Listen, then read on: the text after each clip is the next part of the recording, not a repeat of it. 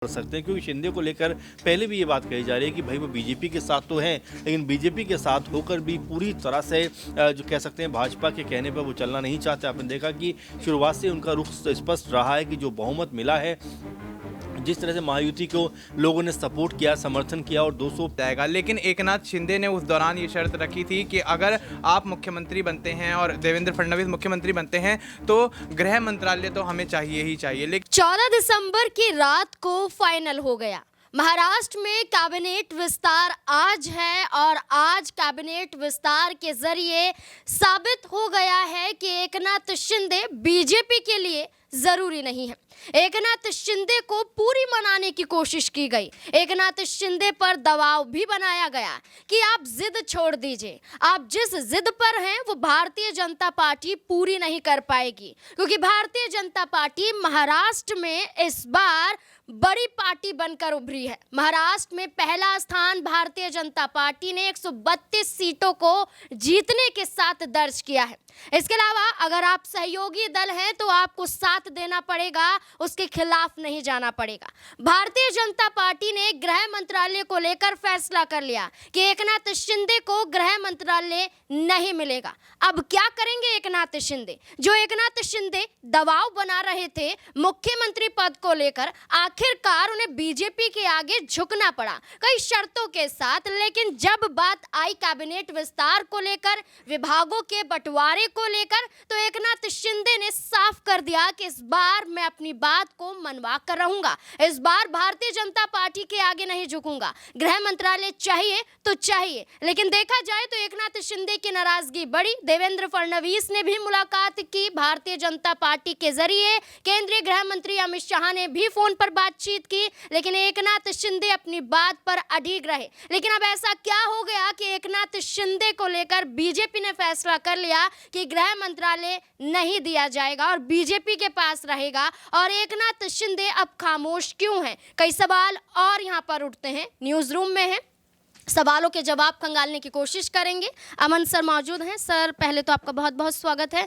Sir, क्या लगता है कि महाराष्ट्र में एकनाथ शिंदे को लेकर बीजेपी ने साफ कर दिया है कि जो हमारा फैसला होगा वही आखिरी फैसला होगा, इसके आगे अगर आपको मानना है तो मानिए, वरना आप अपना रास्ता देख सकते हैं। अब गृह मंत्रालय की बात करें तो बीजेपी अपने पास रखने वाली, क्या होगा? देखिए, पहली बात तो ये है कि शपथ ग्रहण का जो समय है वो शाम के 4 बजे के आसपास का रखा गया है, तो ऐसे में आप ये मानकर चलिए कि लगभग जो सहमति है वो यहाँ पर बनती हुई नजर आती है। अगर हम आंकड़ों पर गौर करें, जो अभी फिलहाल आंकड़े निकल कर आ रहे हैं, उसमें अगर देखें तो 21 भाजपा के, 20 शिवसेना के शिंदे के, 12 और कांग्रेस यानी कि जो राष्ट्रवादी कांग्रेस पार्टी है, अजीत गुट है, उनके 10 के आसपास विधायकों को मंत्री बनाया जाएगा। और ये जो आंकड़े हैं ये बताते हैं कि चलिए, पदों को लेकर अभी भी भले ही आपस में गहमा गहमी का माहौल हो, अभी भले ही आपस में तनातनी का माहौल हो, लेकिन ये तो लगभग तय हो गया है कि किस पार्टी से कितने विधायक जो है मंत्री बनने वाले हैं। और यहाँ पर अब इसके बाद अगर देखा जाए तो क्या वाकई में पदों को लेकर भी कोई सहमति बनी है? क्या जो गृह मंत्रालय को लेकर लगातार शिंदे गुट बीजेपी के ऊपर दबाव बना रहा था, क्या बीजेपी उनको मना पाई या शिंदे अपनी मांग से पीछे हटते हुए नजर आए? ये 4 बजे के बाद लगभग फाइनल होता हुआ दिखाई पड़ेगा, क्योंकि उसके बाद में जो भी विधायक मंत्री पद की शपथ लेंगे उनको मंत्रालय भी जो बांटे जाएंगे। तो ऐसे में स्पष्ट हो जाएगा कि भाई गृह मंत्रालय हो या राजस्व मंत्रालय हो, शहरी विकास मंत्रालय या तमाम जो बड़े मंत्रालय हों वो किस किस के पाले में गए हैं। और यहाँ पर अगर गृह मंत्रालय शिंदे को नहीं मिला तो क्या वो बीजेपी के साथ चलना चाहेंगे या फिर यहाँ से बड़ी बगावत करते हुए दिखाई पड़ सकते हैं? क्योंकि शिंदे को लेकर पहले भी ये बात कही जा रही है कि भाई वो बीजेपी के साथ तो हैं, लेकिन बीजेपी के साथ होकर भी पूरी तरह से जो कह सकते हैं भाजपा के कहने पर वो चलना नहीं चाहते। आपने देखा कि शुरुआत से उनका रुख स्पष्ट रहा है कि जो बहुमत मिला है, जिस तरह से महायुति को लोगों ने सपोर्ट किया, समर्थन किया और 200 से ज़्यादा सीटें उनके पाले में आई हैं। और उसके बाद लगातार शिंदे ये बात कहते हुए नजर आ रहे हैं कि जो सीटें हमें मिली हैं वो हमारे कामों को देखकर लोगों ने हमें दी हैं, और ये सारा क्रेडिट जो है वो शिंदे अपने ऊपर लेना चाहते हैं, क्योंकि 2.5 साल तक लगभग मुख्यमंत्री वो रहे हैं। ऐसे में तमाम योजनाएँ चली हैं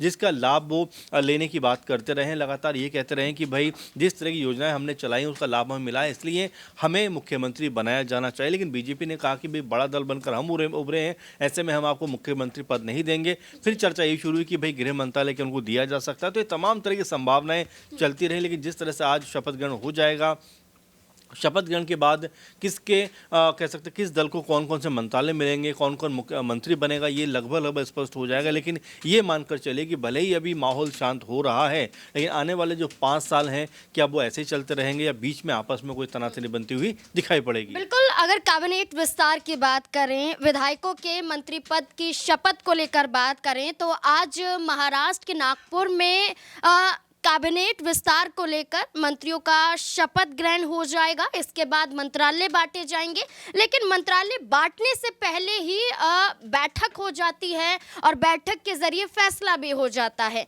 देवेंद्र फडणवीस के जरिए ऑफर दिया जाता है एकनाथ शिंदे को कि आप गृह मंत्रालय मत लीजिए, हम आपको और भी बड़े विभाग देंगे। लेकिन एकनाथ शिंदे गृह मंत्रालय पर अड़िग नजर आए। लेकिन अब जो 2 ऑफर दिए गए हैं, क्या इन ऑफरों के जरिए ही कैबिनेट विस्तार को लेकर स्थिति स्पष्ट हो गई है, या एकनाथ शिंदे अभी हामी भर रहे हैं और बाद में जाकर कोई बड़ा फैसला वो लेते हुए नजर आ सकते हैं? दिनेश मेरे साथ मौजूद हैं। दिनेश, जो ऑफर दिए गए हैं इसमें ये कहा गया है कि आप गृह विभाग नहीं बल्कि गृह निर्माण विभाग ले सकते हैं, और शहरी विकास विभाग की बात की जा रही है कि वो भी उन्हें दिया जा सकता है। क्या लगता है कि इस बैठक में एकनाथ शिंदे के जरिए ये कहा जा रहा है कि सहमति जता दी गई है, क्या सहमति जो बैठक में जताई गई है क्या आगे भी बरकरार रहेगी या कोई बड़ा दबाव बना सकते हैं? देखिए, शिंदे दबाव बनाने की कोशिश तो लगातार कर रहे हैं, लेकिन वो कामयाब नहीं हो पा रहे हैं, क्योंकि उनके पास जो संख्या बल है वो यहाँ पर बीजेपी की सरकार को चलाने में या गिराने में कोई अहम यहाँ पर एक जो है भूमिका नहीं निभाता है, क्योंकि दूसरी साइड में अजीत पवार मजबूती के साथ खड़े हुए हैं। यदि अजीत पवार और एकनाथ शिंदे दोनों एक साझा राय मिलाकर के यहाँ पर एनडीए गठबंधन को छोड़ने का प्रयास करें तो बीजेपी जरूर यहाँ पर कहीं ना कहीं सोच विचार करने की परिस्थिति में आ जाएगी। लेकिन फिलहाल देखा जाए तो गृह विभाग को लेकर के जिस तरीके से एकनाथ शिंदे रुके हुए थे, डटे हुए थे, इंतजार कर रहे थे, विधायकों की बैठक उन्होंने बुलाई और उसके बाद देवेंद्र फडणवीस दिल्ली पहुंचते हैं, केंद्रीय गृह मंत्री अमित शाह से मुलाकात करते हैं, जेपी नड्डा के साथ भी मुलाकात करते हैं और गृह मंत्री अमित शाह ये आदेश जारी करते हैं कि जो बड़े मंत्रालय हैं वो बीजेपी के पास ही रहेंगे। तो ये कहीं ना कहीं एकनाथ शिंदे को बैकफुट पर धकेलने वाला एक फैसला है भारतीय जनता पार्टी का। लेकिन मजबूरन शिंदे अब करे तो करे क्या, क्योंकि मुख्यमंत्री की कुर्सी से भी उन्हें सैक्रिफाइस करना पड़ा, लंबी गहमा गहमी हुई और उसके बाद देवेंद्र फडणवीस ही मुख्यमंत्री बने। अब जो गृह मंत्रालय की मांग है, राजस्व मंत्रालय की मांग है, शहरी विकास मंत्रालय की मांग है, उस पर भी बीजेपी कहीं ना कहीं यहाँ पर सहमत नजर नहीं आ रही है। लेकिन मजबूरन यहाँ पर जो खबर सामने आ रही है उसमें जो 10-11 विधायक यहाँ पर जो है मंत्री बन सकते हैं एकनाथ शिंदे गुट से, और देखना ये होगा कि किन बड़े मंत्री मंडल में विस्तार करके किन बड़े मंत्रालयों के यहाँ पर एकनाथ शिंदे। अगर हम अजीत पवार की बात करें तो चलिए, एकनाथ शिंदे तो दूसरा स्थान पाती है विधानसभा चुनाव में सीटों के मुकाबले, और तीसरे स्थान पर अजीत पवार आते हैं। लेकिन सहयोग तो बीजेपी को जिताने के लिए, सरकार बनाने में उन्होंने योगदान दिया है, लेकिन अजीत पवार को बार बार क्यों पीछे ढकेला जा रहा है? देखिए, अभी वित्त मंत्रालय को लेकर भी स्थिति स्पष्ट नहीं है, वहीं दूसरी तरफ उनके विधायकों की संख्या कम बताई जा रही है, मात्र भर 10 बताई जा रही है। तो शिंदे को तवज्जो दी जा रही है, नाराजगी के साथ अजीत पवार कुछ नहीं करें उसके बावजूद अजीत पवार को बैकफुट पर रखा जा रहा है। देखिए नाज़मीन, जिस तरीके से एकनाथ शिंदे और अजीत पवार दोनों ही विपरीत विचारधारा से संबंध रखते हैं, भले ही वे महायुति गठबंधन का दोनों हिस्सा है, लेकिन शिवसेना जो है वो भारतीय जनता पार्टी के साथ लंबे समय से राजनीति कर रही है। एनसीपी जो है वो कांग्रेस पार्टी के साथ गठबंधन में थी, उसी से अलग होकर के अजीत पवार महायुति गठबंधन में शामिल हुए हैं। और कहीं ना कहीं विश्वसनीयता को लेकर के सवाल हैं, क्योंकि अजीत पवार ने पिछले दिनों जो शरद पवार से मुलाकात की है उसके बाद जो खबरें सामने आई कि परिवार को एकजुट हो जाना चाहिए, तमाम परिवार के सदस्यों ने इस बात पर जोर दिया। रोहित पवार जो कि शरद पवार के पोते हैं, उन्होंने भी ये कहा कि अजीत पवार हमारे लिए सम्माननीय है और ऐसे में परिवार को एकजुट करने के लिए हम पूर्ण प्रयास करेंगे।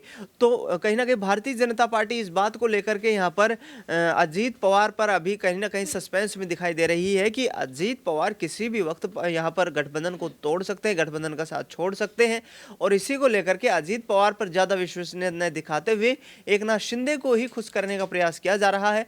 लेकिन देखना ये होगा कि एकनाथ शिंदे या भारतीय जनता पार्टी के साथ यहाँ पर कदम ताल करते हुए 5 साल का कार्यकाल पूरा करने में कामयाबी हासिल करेंगे। ये भी कहा जा रहा है कि क्या सहयोग के साथ 5 साल पूरे हो पाएंगे या फिर नहीं। एकनाथ शिंदे बड़ा जरिया बनेंगे महाराष्ट्र में एक बार फिर से सरकार गिराने को लेकर। मनीष मेरे साथ मौजूद है, जानने की कोशिश करेंगे। देखिए, एकनाथ शिंदे ने उद्धव ठाकरे की सरकार को हटाया था, किस तरीके से विधायकों के साथ बीजेपी के साथ जुड़ गए थे। अब एकनाथ शिंदे बीजेपी पर दबाव बना रहे हैं। क्या ये दबाव की स्थिति, चलिए अभी तो स्पष्ट हो जाएगी, लेकिन क्या आने वाले समय में कोई बड़ा खेल एकनाथ शिंदे करते हुए दिखाई दे सकते हैं? बिल्कुल, यहाँ पर नाज़मीन देखा जाए तो जब से यहाँ पर महायुति की जीत का ऐलान हुआ है, महाराष्ट्र के अंदर चुनावी परिणाम सामने आए हैं, तब से ही कहीं ना कहीं एकनाथ शिंदे पहले जिस तरह से सीएम पद को लेकर अड़े हुए थे, सीएम पद की मांग लगातार यहाँ पर करते हुए नजर आ रहे थे, लेकिन भारतीय जनता पार्टी और शिवसेना और एनसीपी ने तमाम यहाँ पर बैठकें की। 2 हफ्ते तक लगभग ये कार्यक्रम चला, बैठकों पर बैठकें,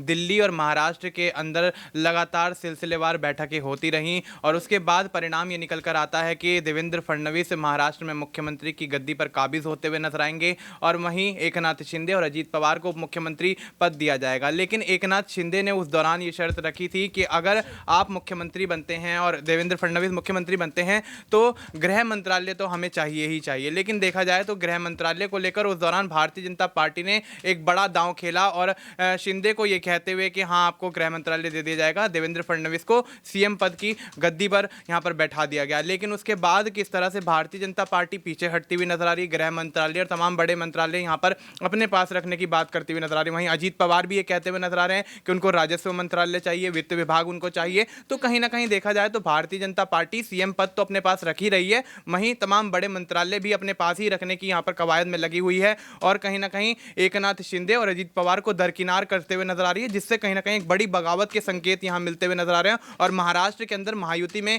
एक बार फिर से कहीं ना कहीं बड़ा सियासी संग्राम छिड़ता हुआ नजर आएगा। देखना यही होगा कि महाराष्ट्र के अंदर क्या वाकई एकनाथ शिंदे की बगावत अजीत पवार को साथ लेकर कहीं ना कहीं महायुति का खेल बिगाड़ती हुई नजर आएगी और किस तरह से भारतीय जनता पार्टी उसके बाद स्थिति को संभालती हुई नजर आएगी। देखिए, एकनाथ शिंदे के जरिए ये भी कहा गया था कि भारतीय जनता पार्टी के साथ वो रहेंगे। एकनाथ शिंदे ने ये कहा कि नाराजगी नहीं है और भारतीय जनता पार्टी का साथ महाराष्ट्र में बना रहेगा। लेकिन एकनाथ शिंदे को लेकर अब यही कहा जा रहा है कि इनकी नाराजगी भारतीय जनता पार्टी पर भारी पड़ सकती है, जहां कैबिनेट का विस्तार होना है, जहां विधायक मंत्री पद की शपथ लेते हुए नजर आएंगे।